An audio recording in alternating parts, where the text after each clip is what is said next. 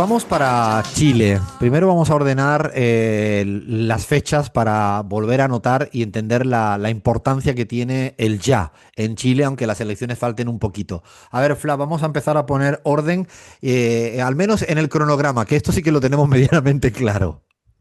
Efectivamente, el cronograma electoral, te recuerdo, Alfredo, que estamos en año electoral chileno. Elecciones son el 16 de noviembre de 2025, pero antes de llegar a las elecciones tenemos internas, tenemos las famosas primarias, las PASO, como decimos en Argentina, el 29 de junio, acá a la vuelta de la esquina. En este caso, solo en la izquierda, porque la derecha dijo, no, no, nosotros nos vemos en noviembre, amigos. Ahí la derecha no quiere primarias, ellos que son muy democráticos, ¿no? Y la izquierda está ahí buscando las opciones de cómo dirimen las candidaturas más importantes, quitando un poco la excepción de Marco Enrique Minami. Ahora vamos a explicar un poco quién es quién, ¿no? Yo creo que podríamos empezar a jugar con una suerte del mapeo de nombres y apellidos de los principales que ya estarían como candidaturas realmente factibles, ¿no? Efectivamente, Alfred. Bueno, primero recordar que en Chile las elecciones primarias no son obligatorias, pero sí son vinculantes para los partidos y coaliciones que vayan a definir una candidatura por este medio, o sea que la izquierda que se está sometiendo a elecciones sí es vinculante lo que vaya a suceder el 29 de junio y que pueden votar todos los ciudadanos y ciudadanas que no estén afiliados a ningún partido político o los que están afiliados a los partidos políticos concurrentes. Esto quiere decir, si yo estoy afiliado a algún partido de la derecha que no se presenta ahora a elecciones, no, no puedo ir a votar dentro de las internas de la izquierda, que sí son quienes se presentan ahora a elecciones. Diciendo eso, 29 de junio, elecciones primarias en Chile, la oposición dijo, no chicos, gracias, nos vemos directamente en noviembre, y la izquierda dijo, vamos a competir, vamos a ver cuál es nuestro candidato, porque por ahora hay un montón de nombres, a ver quién efectivamente llega a noviembre.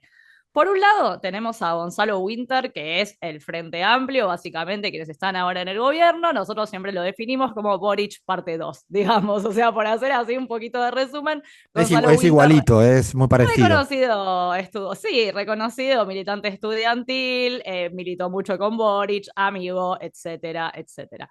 Por otro lado, además de Gonzalo Winter, que va por el Frente Amplio, la tenemos a Janet Jara del Partido Comunista. Ella fue ministra de Trabajo en la gestión de Boric, es decir, tiene años de gestión encima también. Janet Jara por el Partido Comunista se dirime en esta interna de la izquierda. Después vamos a tener a Jaime Mulet de la Federación Regionalista Verde Social. Esta persona también se presenta ahora a las elecciones al 29 de junio. Y a Carolina Toja, que fue un nombre muy mencionado porque era la ministra del Interior de Chile, renunció para poder presentarse acá a las internas y ella va por una coalición, digamos, que es la coalición socialista. Se llama Coalición Socialismo Democrático y básicamente son muchas fuerzas del socialismo, bueno, bancando a Carolina Toja. Estas cuatro personas, Gonzalo Winter, Janet Jara, Jaime Mulet y Carolina Toja, son quienes se van a medir el 29 de junio para ver finalmente quién llega a noviembre en las elecciones presidenciales.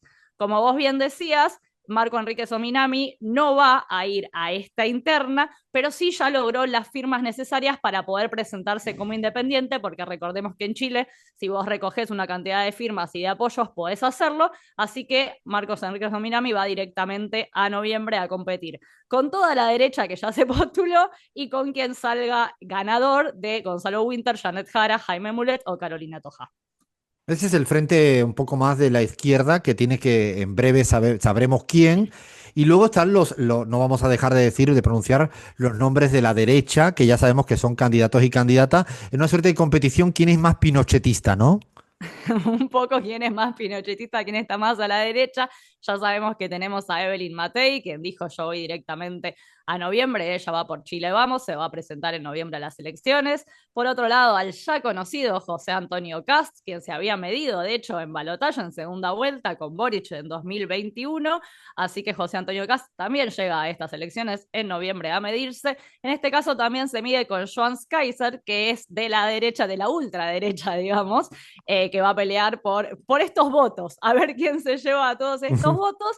y algunos independientes que ya estuvieron metiendo sus candidaturas, como por supuesto nuestro gran amigo personal Franco Parisi, que seguramente la campaña la vuelva a hacer de un lugar que no sea Chile, que sea Estados Unidos, como ya lo había hecho, pero recordemos que las elecciones pasadas de todas maneras sacó el tercer puesto, dato no menor, ¿no? No, y además, a medida que ibas hablando con tantos nombres y apellidos, y evidentemente dirían a alguien, ¿por qué la derecha prefiere ir sin primarias? Bueno, porque cuando hay tanta fragmentación partidaria electoral, yo creo que ellos entienden que la primera vuelta es su primaria. Es como Claro. para ver quién tiene qué fuerza a nivel parlamentar, no legislativo, pero también a saber, después todos se van a juntar en relación al que gane o al que sea más votado. O sea, casi todo el mundo ya sabe que nadie va a ganar en primera vuelta, porque el voto es muy fragmentado, ¿no, Fla? Eso Entonces, ya lo están vimos, esperando, siempre hay ¿no? Ese es balotaje en el spoiler Chile. que podemos hacer casi a día de hoy en Chile, ¿no? No, es muy poco probable que haya alguien que gane en primera vuelta, porque se requiere, ¿cuánto? Sí, sí, sí, efectivamente, Alfred, necesitas por lo menos la mitad más uno y es cierto que nadie llega a juntar la cantidad de votos para, o por lo menos en el último tiempo del repaso histórico que estuvimos haciendo, nadie llega a juntar la mitad de votos y por lo general se termina teniendo presidente en diciembre en Chile, que es cuando es la segunda vuelta. Fíjate que como reflexión diría, a medida que nadie va a saber lo que va a pasar en términos electorales, yo creo que es muy difícil. Lo que sí es cierto es que la izquierda chilena ha perdido una oportunidad histórica en este tramo. Y esto seguramente en este tipo de países donde no se construyen hegemonías tan velozmente porque las estructuras y los cimientos de los poderes son muy sólidas, y yo creo que la izquierda chilena, particularmente su ejecutivo, no solo Boric, yo creo que la izquierda chilena en general ha perdido una oportunidad histórica para remarcar las diferencias con el centro y con el conservadurismo chileno, y yo creo que va a pecar hacia adelante. Probablemente va a ser difícil, ojalá que no.